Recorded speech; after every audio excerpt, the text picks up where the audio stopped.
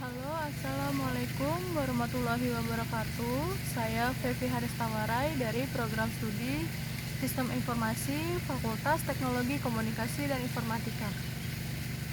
Tujuan saya membuat video ini adalah untuk melengkapi nilai ujian akhir semester saya. Semoga apa yang sudah saya berikan bermanfaat dan mendapatkan nilai yang terbaik. Pertama, saya akan menjelaskan apa itu pre-sales activity. Pre-sales activity adalah aktivitas yang dilakukan sebelum terjadinya penjualan.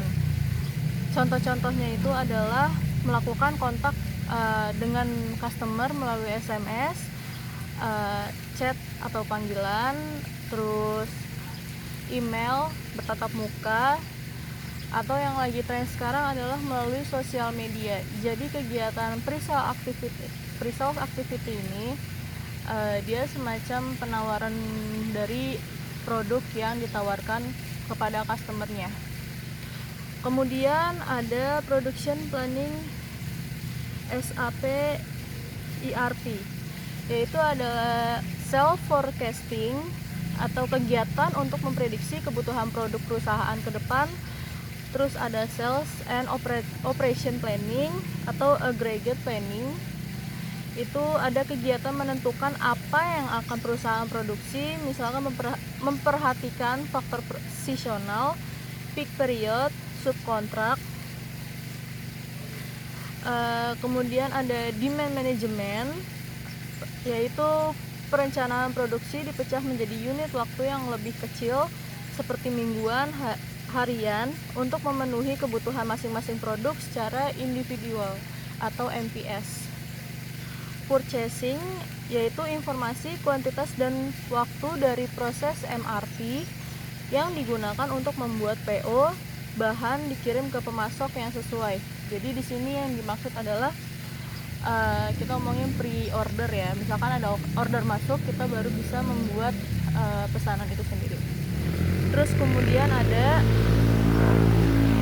detail scheduling. Detail scheduling itu menggunakan perencanaan produksi pada tahapan demand management untuk detail dari jadwal produksi. Kemudian perbedaan dari discrete manufacturing dan repetitive manufacturing.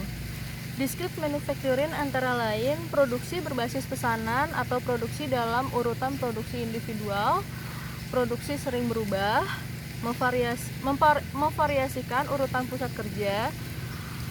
Produk setengah jadi sering dimasukkan ke penyimpanan sementara.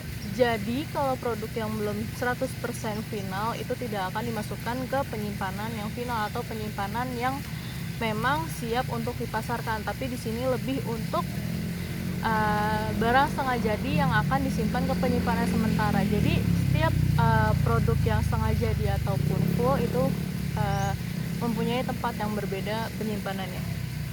Kemudian ada komponen ditampilkan dengan acuan pesanan, terus status prosesnya juga terkendali, operasi penyelesaian untuk operasi pesanan individu, pengendalian berbasis pesanan.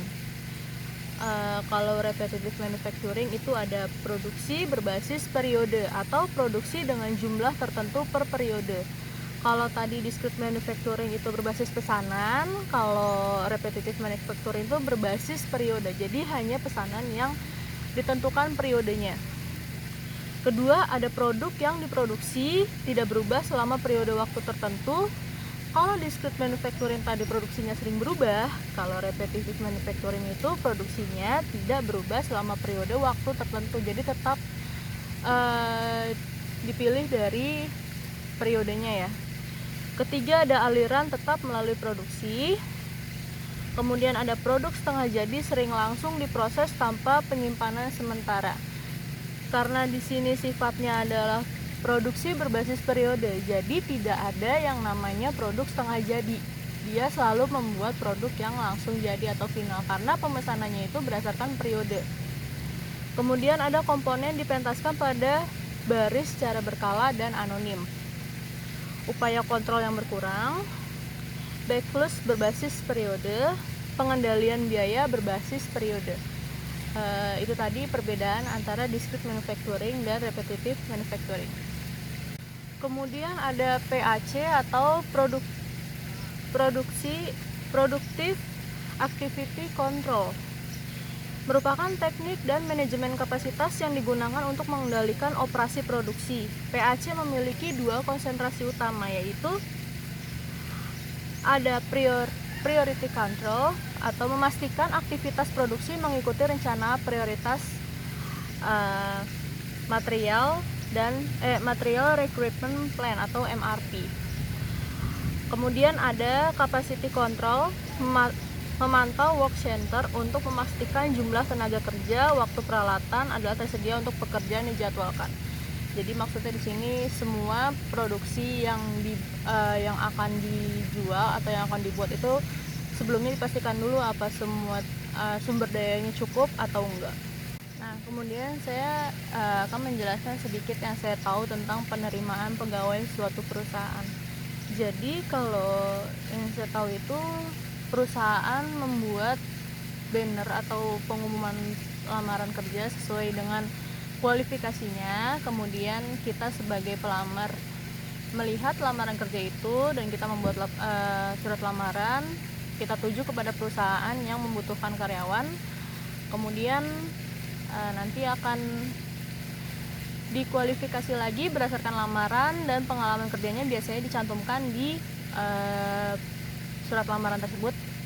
Kalau untuk pegawai negeri mungkin lebih kayak tes psikolog atau tes logika dan lain-lainnya. Terus nanti kalau memang kualifikasinya dari surat lamaran tersebut memang cocok kepada perusahaan itu, dia bisa langsung dipanggil oleh pihak perusahaannya untuk lanjut ke proses interview. Nah, kita proses interview itu berlangsung, biasanya ada perusahaan yang memang sekaligus langsung menilai kelas psikologi, bukan kelas sih maksudnya mental jadi psikologinya seseorang itu, atau mungkin ada perusahaan yang memang dipisah antara interview dan tes psikologinya. Kemudian jika memang sudah diterima, biasanya suka ada tes keahlian atau tes kemampuan. Kalau misalkan tes kemampuannya itu berhasil, dia akan langsung diterima kerja di perusahaan tersebut. Tapi balik lagi tergantung perusahaannya, apakah dia mau sistem kontrak atau mau jadi karyawan tetap. Nanti flowchartnya akan ada di slide berikutnya.